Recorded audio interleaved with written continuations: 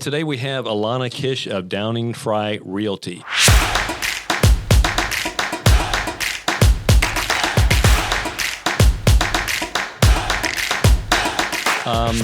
So then also, didn't you say you have a new website? What's the... Yes, I do. My new website is actually lighthouseluxuryproperties.com. Okay, awesome. So check it out when you guys get a chance.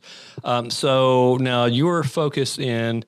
Where is Downing Frye? Is that Bonita Springs or? Downing Frye has a couple of different locations. I'm out of Naples, but there's also Bonita Springs branch, and as well as Marco Island. Okay. But we can actually practice anywhere in Southwest Florida. Yeah, that's what I was going to ask you. So what? I know that you're kind of all over that area, but what areas do you focus on primarily? Primarily Fort Myers and Naples. Okay. I can do anywhere in between though. Yeah. Bonita Springs, Estero as well. Okay. Do you act as both a listing agent and buyer's agent, or what do you do more of? Or I do. I do both. Okay. So I'm happy to work with buyers. It's always really fun, sort of having that challenge to marry what someone really wants and desires with what we can find, especially with limited inventory, what kind of market. Yeah, it's kind of crazy. I mean, it's been such a change over the last couple of years too. And it's good that you do both. That's a tough thing, when you're a lender, because, you only do buys, obviously, or refis. Mm-hmm. And it's like, if you don't have that listing part of it to do, that could be really, really tough. So it's nice that you do both. But yeah, the market's really changed over the last couple of years, and now it's becoming a lot more normal. And, inventory, like you said, is still really low. But, I have clients all the time that call me up and they're like, well, I don't want to buy right now because prices are high, rates are high. But, like I've had conversation with both realtors and clients, it's like, the market's not going down or imploding or anything like that. Right. I mean, prices may be softening up a little bit and rates are a little bit higher, but it's becoming more normal compared to what we saw over the last couple of years. And inventory is getting a little bit better, but it's still extremely low. Right. So, that makes it a great time for sellers to sell. Yeah. While they can still get the most for their money. But they're not doing that either now, though, unfortunately. So I guess, and I didn't really have this on, I'm going to throw you a little curveball here. So, what in your experience, what's the reason why people are not selling now? Number one, they probably think they can get still get their high price for it, but I've heard a couple of different reasons. I think that the truth is they don't understand the power they do have as a seller in a seller's market. Yep. And it's always surprising to me that, I feel like, people sort of know, there's not a lot of houses out there. It's low inventory. It's a seller's market. And they throw that word around without really understanding what it means. Yeah. And so I think if they understood that, the power is in their hands. And the reason that's important for a seller is because they're just afraid that they have no place to go. Yeah. And they're going to have to get a higher rate than, they currently have now with their existing mortgage. Right. And so there's a lot of fear there. Yep. But those fears, when they realize that, they have a lot of power as a seller, they can stay in their home for 6 months if they wanted to. They have control over the closing date. They have control over, maybe there can be a lease back. Yep. Maybe they can stay in their house for 3, 6, 9 a year if they really wanted to, because there is just not the inventory. And so they hold all the cards in the palm of their hands. Yeah, and that's why you get a realtor. Right. Yeah, for sure. Yeah, I was talking to some other people about it. It's like, as a lender, that matters to me for sure, because I've done a number of deals where they just don't want realtors involved because they want to save commission. They think they can do it themselves, but especially in a market like now where it's so volatile. Prices are all over the place. You don't know where an appraisal is going to come in because the market's moved so much up and down. Mm-hmm. And you have differences too between new construction versus existing construction. Those prices are going to move differently. Especially now. Especially now. Yeah, definitely now. Yeah, I heard some crazy things that, existing inventory is still extremely low. I think the low point was less than a month worth of inventory in the market. And it's come up now, but it's still like 3 months. In a normal market, it's anywhere from like 4 to 6 months. The only thing is just we're not seeing the extreme price gouging where you're getting $20,000, $30,000 over asking. And there was just no room for my poor buyers. It was almost like an integrity issue, Yeah. When you had multiple offers per house too. Mm-hmm. So, I was talking about that earlier where, I would have at any given time, 25 to 30 different buyers looking for homes, and they were pre-approved, actively looking for a house, and they would put it in offer, and the realtors hated it too because, they have to write these offers and they don't get accepted, and you have to start the whole process over again. So now it's becoming easier. It's still a little bit tough because there's still a lot of buyers out there, and if prices drop or if rates drop, you're just going to have more buyers coming to the market. Right. Yeah. So what is your approach when, helping both clients as basically two separate questions, kind of what is your process for helping, as a listing agent versus a buyer's agent? I mean, kind of what is your, in short, your process for doing that? Well, helping a client as far as listing their home, it's really important to really understand, the product, to understand what I'm working with. And so it would be important to, first thing I would do is do a outside and inside walkthrough of the premises, sort of gauge on, what kind of work needs to be done here. Is anything broken? Do we need maintenance? Have the hurricane, that's kind of a big deal. Oh yeah. And so that's going to be a very sort of new, more detailed experience at this point for my sellers, because, there's going to be a lot of questions raised, who pays for what? Does the fence get taken care of by the HOA or the homeowner, et cetera? All kinds of things that make it a little bit more complicated since the storm. But so it's going to be important to be very thorough with that outside and indoor walkthrough, just to see if anything needs to be fixed. And then, clearing debris, outside and inside, and making sure presentable. Very. Sure. And if we need to stage things, that's always a big question, because it can be. It can make a world of pricing difference of what we can get your home sold for if you're willing to put in a little bit of extra money on staging as well. Okay. And so that's important with sellers. For buyers, I like to sit down with them and get an idea of who they are and what kind of lifestyle that they're really interested. What their goals are. What their goals are in real estate. Are they trying to do something like an investment property, more of a residential, more of a life, a dream home situation? It's important for me to understand where they're coming from in regards to their goals in order to put them in the best place for them, because their 3-bedroom might be a 2+ den, or some of those little details might be different. But if I can understand really what they're going for, and as far as what kind of community they're wanting to, spend time in or get the most for their money out of, the better for them. Yeah, and not really that important, coming from a lender's perspective. But I always like to ask people, like 95% of my clients are from out of state. So we have a ton of people moving here because it's Florida. People love Florida. It's a great place to live. But it's interesting to find out the reasons why people move here and why they pick a specific location.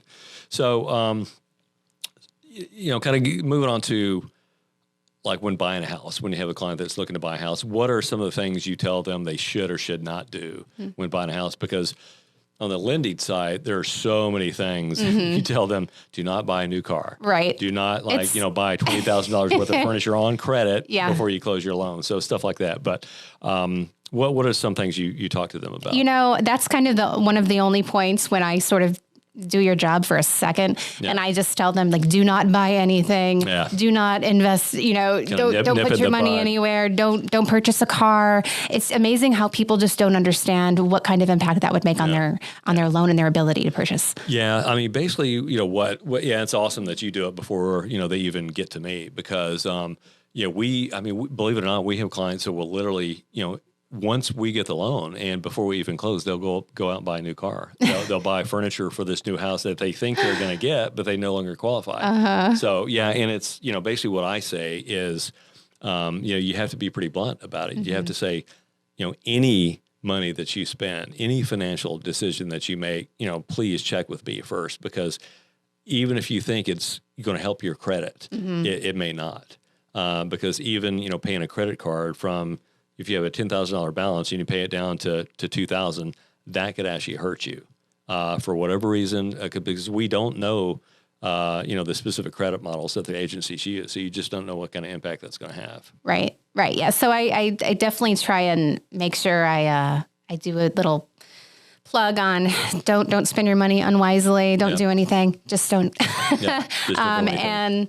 And then, and so for the buyers though, but I do tell them to be diligent, check their email. Right now, inventory is so low, things are flying off the market. And if you are interested in something, I always tell them as well, if you're not pre-approved yet, get pre-approved, because God forbid we find you something perfect and it's going to trade away and you can't buy it. Yeah.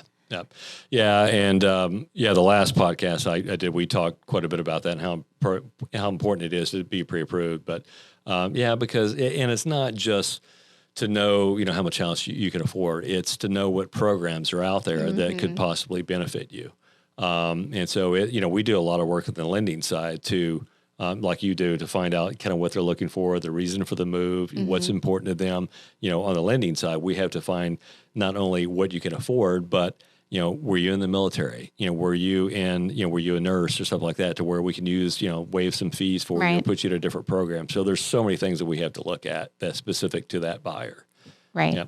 Yeah. So let's see. Now, what about a couple things I wanted to ask here is, what exactly is a home inspection? And is that something a buyer should get? Because a lot of people are confused between an appraisal and a home inspection. What's the difference between the two? Okay. Well, an appraisal is a determinant of how much your home is worth, based on many things, based on the current market value that the house can, is what comps have gone for, basic comps surrounding right. the house. Recent sales. What if it's what is a buyer willing to pay for your home? Yep. So it's based on many factors, the condition of the homes around it, community, location. That's awesome that you said that too, what the person is willing to pay for it, because the last podcast we did, we were talking about how sellers still, they have that emotional attachment to their house. And they say, but I think my house is worth, X when it's not. And so that's an awesome point that you make, because your house is only worth what somebody's willing to pay for it. Yes. Yeah. Basic economics. Yes, definitely is. But I feel like that's hard when it comes to an owner and a seller. And, people have gotten really greedy in recent years as well. Yeah. And so, but you want to make sure, I tell my buyers, I tell my sellers, you want to make sure to price it correctly. Otherwise, you're going to miss out on the best marketing days for your property, which are the first couple of weeks, the first 10 days. Yeah. You don't want to have to sit on the market for 2 months. Right. Then you have to reduce price. That's going to show up on, the MLS, which, is kind of like showing it on Zillow. Yeah. Just let people know what that means. But So that's an appraisal, what someone's willing to purchase their house for. And then, inspection is, sort of how an inspection process works is that we would hire an official inspector, licensed inspector, to come out and view every part of your home, and the inside, the outside, the roof. Make sure everything's working. Just to make sure everything is working, to make sure that there's no surprises that the new owner would come into. We're here to check on the plumbing or the electrical, or make sure that all the faucets run, all the nuts and bolts of the home, to make sure that everything is smoothly running, especially the large ticket items as well, the HVAC. Electric panel, all of that. And so you would have an inspector come out, do that inspection. They do a very, hopefully if you have a good inspector, like I do, I have a wonderful team of inspectors. And one in particular that does such an incredible job. I get so many positive reviews on his work, because he's very thorough in his reports.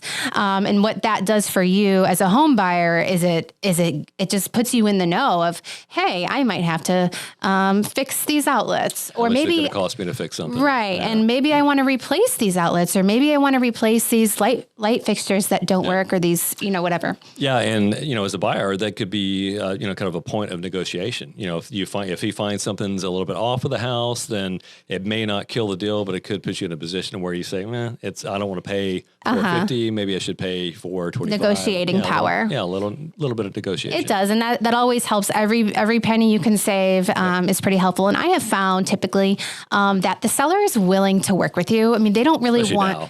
Yeah. I mean, they don't want the whole deal to fall through just because you found a couple things, the garbage disposal doesn't work or et cetera. Yep. So that's sort of the difference between an inspection and an appraisal. Okay. Awesome.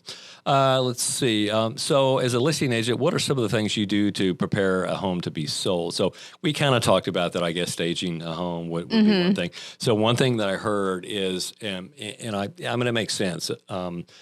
Like when trying to sell a house, I guess you want to kind of depersonalize, if that's a word, your house. I mean, I guess you don't want to have too many family pictures up because you want people that come into your house to feel like it can be theirs. Yeah. Give them a vision. Is that kind of true? I mean, is that something you kind of look at? Yeah. I mean, I think the most important thing is for things not to look cluttered. Yeah. Number one, like first and foremost. So, making sure that you keep as little as possible in each room, and allowing it to have character, sure. Yeah. But definitely getting a second set of eyes, somebody who is not family, about what you need to do with your home as far as, decorating So make the bed, pick the socks up off the floor. Those little things, will help a lot.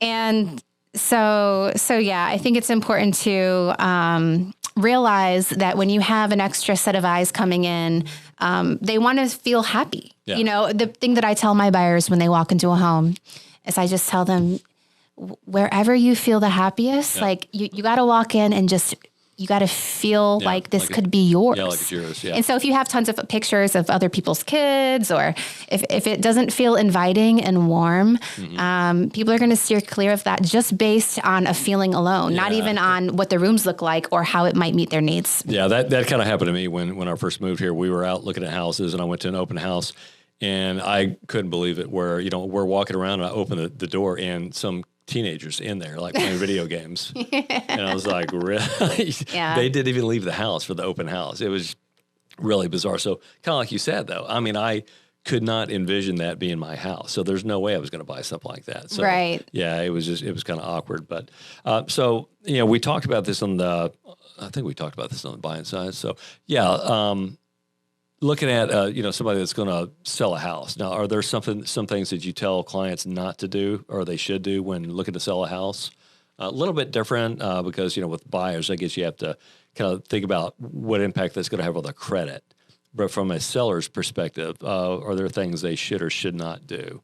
Obviously, clean up the house, stage it, but anything else that you can think of? Or when selling, I mean, I would think that you should get a lot of advice on updates and upgrades that you plan on doing before you sell your home, because you would be surprised the things that don't do anything for your home value. Yeah, I heard which is kind of surprising to me, adding a pool is probably one of the worst things you could do. Yeah, which is surprising to me, but I guess it makes sense. That's a lot of money. It's a lot of money. It's great for the person that wants that, but not everyone does want that. Yeah. And most likely it does not. It does little for your home value. I mean, it helps, so especially depending on bathrooms. Yeah, probably kitchen, bathrooms, cabinetry. But I think when it comes to those little details, especially with things like fences or landscaping or things that could cost you $4,000, $5,000, $10,000 and won't do anything for your home value, you're going to want to question that and get a lot of outside perspective, especially from your realtor. Yep. Okay, awesome.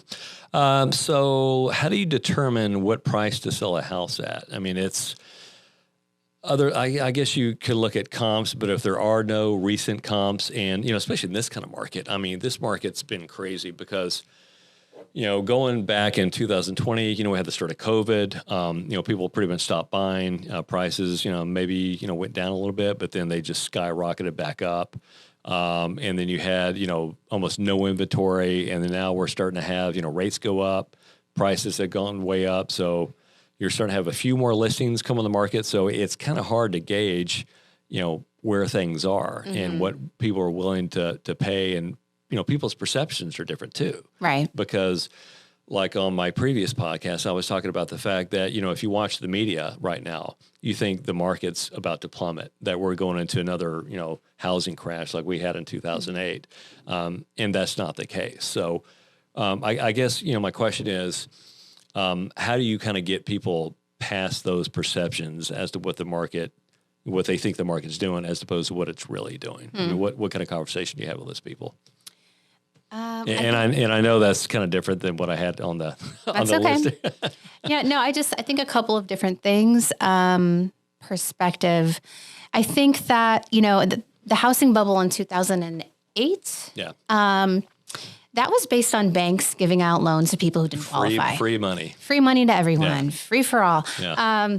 And that's not what we're having going on right now. No. And we in Southwest Florida and in Florida, definitely in Southwest Florida, we're living in paradise, and paradise is here to stay, guys. Yeah. People are actually flocking to buy right now to Florida because the investors, their red flags are going up all over the place. Yeah. And, they see this as a huge opportunity because they know that this storm is going to pass. Yes, it happened. Yes, it was devastating. And you know what? God bless everybody who has been through this terrible, horrible circumstance. My heart goes out to everyone. Yeah. But on an economic standpoint, our pricing is here to stay. Yeah. Unfortunately, there could be a downturn. Maybe we are seeing some price decreases along, with a little bit more inventory, but not much. I just think that people need to understand that we live in paradise, and everyone always is going to want to capitalize on that. Yep. Yeah. And I think you were, it was one of the posts that I put on Facebook that you shared, but it was the one where it looked back at 2008, 2009, and it showed the number of existing homes was high. The amount of inventory in the market was extremely high. Yeah. But when that demand started going off and the number of sales dropped, inventory just kept going up and up and up, and it was extremely high. So back then, inventory is like up here, but now it's like down here. It never went up. And so, kind of like we were talking about, the, inventory had gone all the way down to below a month's, worth of inventory in the market. Now it's only 3. Yeah. And if you look at other storms, so there was, I was listening to someone else that talked about, I think, Hurricane Harvey. Yeah. In Texas. Pretty much all of them. Katrina was a big one, yeah. You see a little bit of decrease, but it did not level the market. Well, kind of like you said, I mean, you're going to have opportunities to purchase, and it may not be people, first-time home buyers, stuff like that, but it could be investors. It could be people with a lot all of cash. Investors, lots of cash. Yeah. Well, what's happening now is, kind of like you said, you're going to have some damage to some of these houses. And if it's stuff like and just let everyone know, if it's minor stuff, cosmetic, we can still close a loan doing that. Even if it's something major like a pool cage, we can do an escrow holdback where we hold back the funds to have that job completed. We can still close that loan. If it's anything structural, which a roof is, we cannot close that loan. So it could be in those situations where you have a person that can't get a loan, but a cash buyer can come in and buy that house, and that seller needs to sell, they can get that house at a pretty significant bargain. Right. And so that's why we don't expect prices to decrease that much, because you have investors coming in, picking up these bargain homes. They're waiting. They're just hardly waiting. My colleagues. Yeah, sure. Yeah, my colleagues are getting calls all the time. Yeah. Hey, what's going on there? Where's the deal? Where's the deal? And even my personal phone calls have even changed. It's not really like, hey, I want to go out right this second and buy what's on the market. It's like, okay, hi, I'm interested, but let's see what happens with all of these homes that, may be on the market soon for a more discounted rate, which could happen. But you have to remember that people are still looking for homes for themselves who have lost their homes. So that just creates more demand. Yeah, it's not, and I tell clients this all the time too, that, it's not just an investment. It is an investment. It's not just, it's a place to live. Everyone needs a place to live. So, people that are trying to time the market and go for lower prices, I mean, you're going to have prices decrease a little bit, and if we go into recession, that's possible. But, over the last 6 recessions, I think I know that prices have only decreased twice out of the last 6, and that's, so you don't have a lot, the odds aren't good that you're going to be able to buy a house on the cheap. Yeah. And then, you can speak more to rates, but. Well, yeah, I mean, rates do decrease for sure in a recession. Without a doubt, they're going to. We don't know by how much. My thought would be that, they're going to decrease, but they're not going back to 2.5%. They're not going to get that low. But, the thing is, when there's not much inventory and prices aren't expected to decrease much. You have the opportunity to maybe get a house with a seller concession or something like that. You buy the house, and it doesn't matter what your rate are, as long as you qualify, you can always refi. Right. That rate. So you marry the house and you date the rate. Exactly. So the rate's not forever. And it's amazing how many times I talk to people about that. They're like, "Oh, I'm not going to get a house at 7.25%." I'm like, the average person has a mortgage for 5 to 7 years. That's it. They either move, they refi, whatever, they downsize, whatever the case is. So it's temporary for sure. Let's see. So it kind of gets to wrap things up. We got a couple more questions here I want to ask you, but number one, do you think we're in a real estate bubble? And I know we kind of answered that, but I don't. You don't? Okay, yeah. And it's what do you think? Mainly because of inventory, you think that's supportive? Yeah, I think In because Florida. of our location and because of the inventory, this is not a bubble, everyone. Yeah. I mean, I know we're all kind of hoping and praying. I mean, everybody wants to get a deal. Yeah. But I just think in Florida, the deals are going to be very limited. Yeah. And so you're better off finding something that you like while you can still afford to buy it and before all these investors really make all these prices unattainable.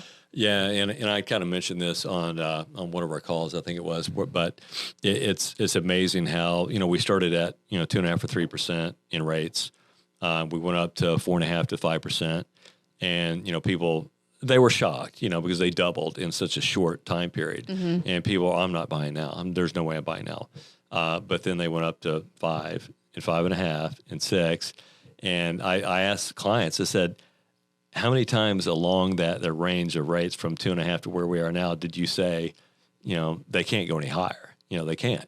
I guess the point is, you just, if you find the house you love and you need a place to live, you just buy the house and you just wait for the next opportunity to refi. That's what's smart. Yeah. Yep. So let's see.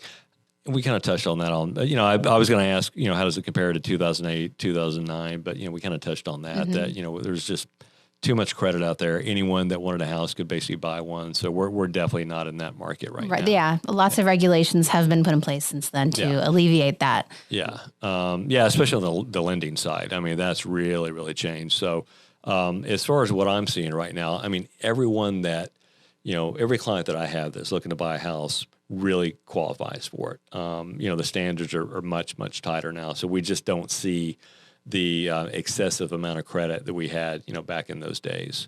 So what exactly does it mean when we hear number of months worth of inventory in a market? Because a lot of people talk about that, but I kind of think not everyone really knows what it means.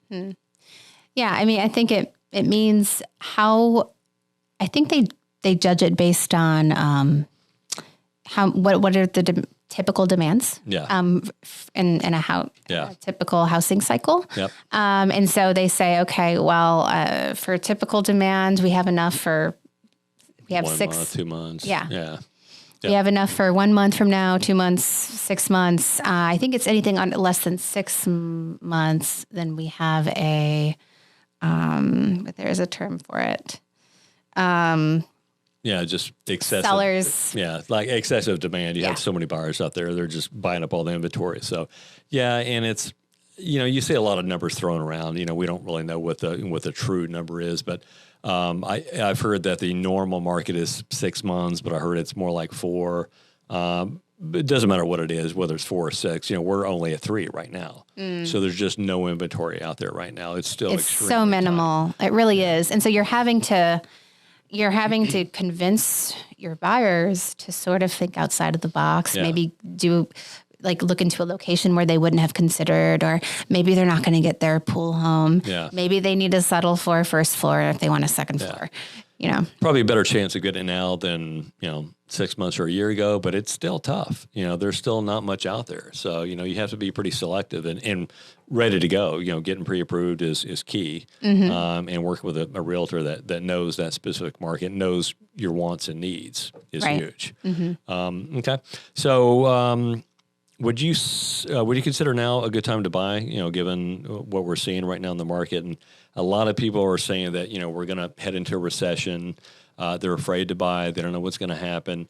I mean, I guess that makes sense if they're worried about their job. But in terms of the impact on the real estate market, I mean, what would you say to them? I mean, would you say now is still a good time to buy? Yeah, I would just say that,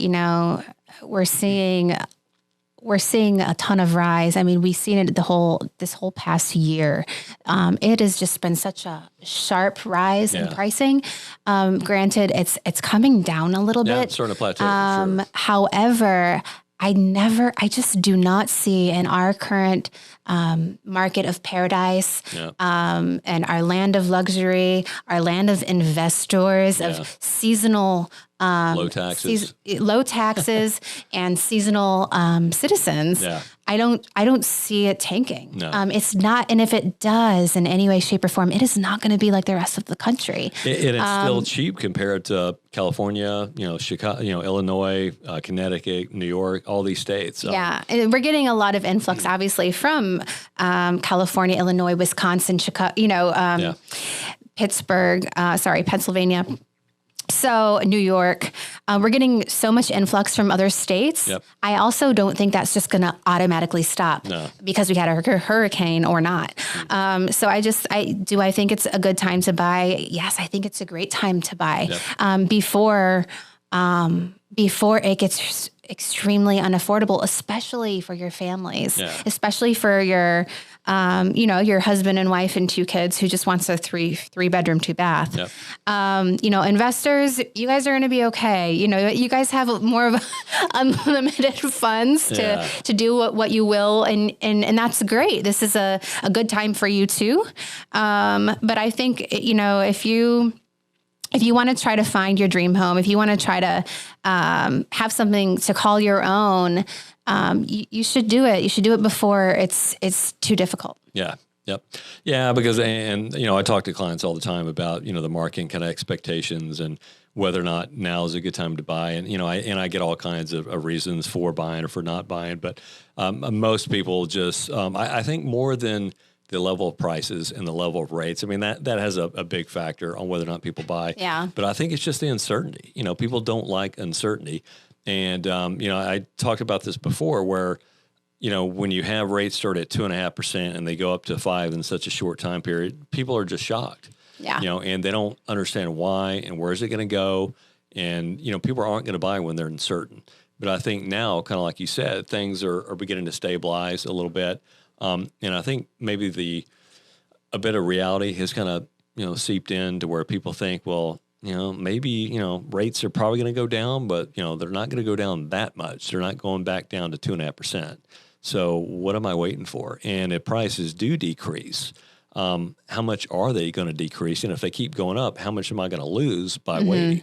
So I think people are now starting to think about that and going, you know what, it's just, there's a risk to buy, but there's also a risk to not buy it. And I think that's what you have to remember, all you sellers out there. Yeah. You're getting a lot for your money right now. Yeah.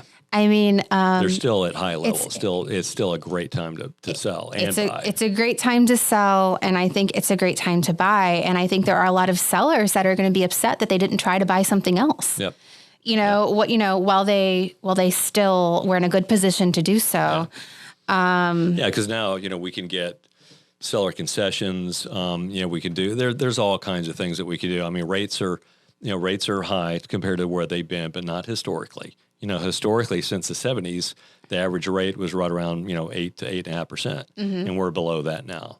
Yeah. In the 80s, they were, around 17, 18%. So they were significantly higher than where they are now. But like I said, you can always refi that. So probably last question I have here before you wrap it up is, just put on your forecasting hat. Where do you see the market going over the next, say, 3 months to 6 months or maybe a year even? Well, I think that over the next 3 months, you're going to have a lot of your snowbirds coming back into town, getting their pencils and paper out and trying to figure out, what can they get that's better? Yeah. What can they get that's more suited for their needs? They get like really trigger happy when they come back down from the north. They're just like, okay, I'm bored. How about we buy a house today? They hate the cold. Yeah, that's kind of funny you said that. I just now thought of that. It's like that's a really good point because not only do they come down here for vacation, but they probably hate the cold. They hate it, and they're very excited. So when they come here, it's like Christmas for them. Yeah, they're excited. They're leaving their friends back home in the snow, and they're like, we have. So one of the things that I loved when I moved here is I thought, people are really happy here. Yeah, I couldn't believe how happy people were. I thought, wow, people are a little kinder. They're a little more giving. They're kind of even a little more loving, even in a general setting like a store or a restaurant. And so I just think people are sort of on this permanent vacation, especially your snowbirds. And you know what? They're getting ready to come back down here. And what we see when they come back down here is the lines at TJ Maxx are just out the door. You can't get in, but it's kind of the same thing when it comes to housing. They start to look, and you're going to have more competition once they get here. And so I think you're going to see more of a buyer interest once they get back. Yeah, and I'm kind of wondering, because every year, real estate market is very cyclical, not just because of the economy and rates and everything else, but, it's seasonal too, because you have the spring, buying season, selling season, where everything kind of ramps up. And our season's a little different here. Yeah, it's a little bit different here, but, now we've got, not only are we kind of coming into the winter time where it's typically winter in Florida, it's, I only say that was the time of the year. It's not going to get cold. Summer and less summer are two seasons. Exactly. It's, endless summer. But, so it typically slows down during the, the winter months in December through January, February, it starts picking up again. But, you have that combined with, the rates, the downturn in the housing. I kind of wonder what kind of impact that's going to have. So my belief is I think it's going to be another typical slow season. People are kind of getting adjusted to, higher rates, wondering where things are going to go, kind of wait to see what the economy is going to do. But, I think that now we're starting to see kind of the economic numbers roll over. So we're starting to see, employment's still pretty high, but we're starting to see manufacturing numbers, turn over. CEOs are saying they expect a recession coming next year. The Federal Reserve has been jacking up rates like crazy, trying to slow inflation. Right. So my thinking is that, when inflation doesn't even have to start slowing down, I think if we see it peak and people go, okay, well, it may not be dropping, but it stopped increasing. When that happens, I think we're going to see a very strong market. So I think it's going to be, a good year next year, but probably not till springtime. Yeah. Stuff like that. So, okay, awesome. Well, I think that's all I had. So thanks so much for being here. It was awesome.